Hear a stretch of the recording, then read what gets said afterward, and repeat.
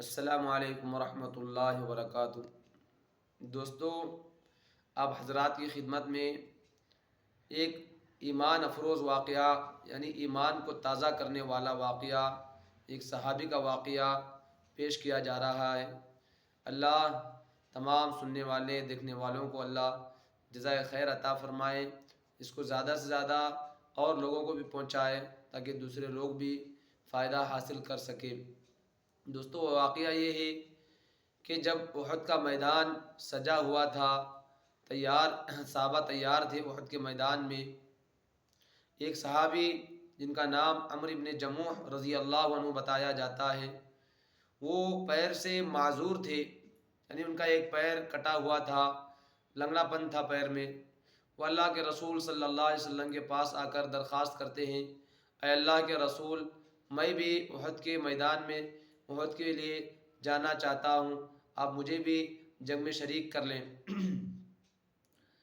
اتنے میں ان کے ایک صاحبزادے آتے ہیں اور اللہ کے رسول سے درخواست کرتے ہیں، اے اللہ کے رسول، آپ مجھے لے لیجئے اور میرے والد جو کہ معذور ہیں، آپ ان کو گھر واپس بھیج دیجئے۔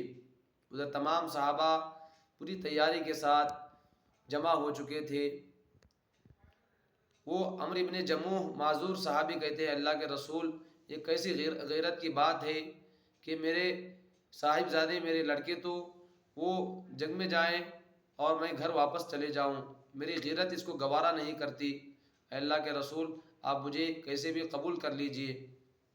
جب ان کے جذبات، ان کے یہ دیکھے اللہ کا شوق، تو اللہ کے رسول صلی اللہ علیہ وسلم نے انہیں اجازت دے دی۔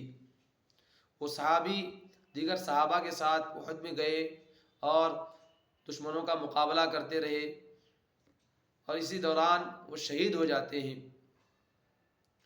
جب احد کا معرکہ ختم ہو گیا، اللہ کے رسول صلی اللہ علیہ وسلم نے کہا کہ دیکھو میرے جانثاروں میں کون کون شہید ہوا ہے۔ میرے محبین میں جب دیکھا گیا تو وہ صحابی عمرو بن جموح جو معذور تھے وہ بھی تھے۔ اللہ کے رسول صلی اللہ علیہ وسلم نے سب کو ایک جگہ جمع کرنے کا حکم دیا اور سب کو مدینہ لے جانے کا حکم دیا تاکہ ان کو جنت البقیع میں دفن کر سکیں۔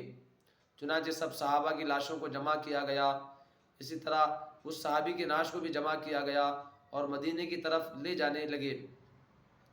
جس اونٹنی پر ان کی لاش کو سوار کیا گیا تھا، اس اونٹنی کو مدینے کی طرف رخ کیا جا رہا ہے، ہانکا جا رہا ہے، تو اونٹنی بالکل مدینے کی طرف جانے کے لیے تیار ہی نہیں۔ جو اونٹنی کے مالک تھے وہ بارہا اس کو ہانکتے ہیں، اس کو مارتے ہیں، لیکن وہ مدینے کی طرف جانے کے لیے بالکل تیار نہیں۔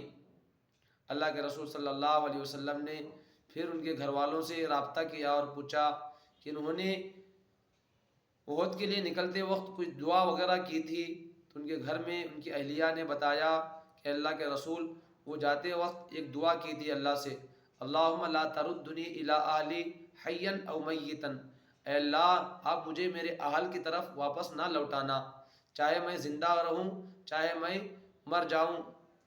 اللہ کے رسول صلی اللہ علیہ وسلم نے فرمایا کہ اس اونٹنی کو ابھی حکم دیا گیا ہے کہ تو مدینے کی طرف نہ چل، یہ اونٹنی کبھی مدینے کی طرف نہیں چلے گی جب تک کہ ان کو دفن نہ کیا جائے۔ چنانچہ اللہ کے رسول نے حکم دیا کہ حضرت عمرو بن جموح کو وہیں پر ان کو دفن کیا جائے۔ دوستو، بڑا پیارا واقعہ ہے، اس سے ہمارے ایمان میں ایک تازگی آتی ہے کہ صحابہ کے اندر کیسا حوصلہ تھا، کیسا جذبہ تھا، کیسے شوق تھا کہ اللہ کے راستے میں شہید ہونے کا اور اپنے آپ کو پیش کرنے کا۔ اللہ ہم تمام کو اپنے ایمان کے اندر تازگی عطا فرمائے، ایمان کی حفاظت کی توفیق عطا فرمائے۔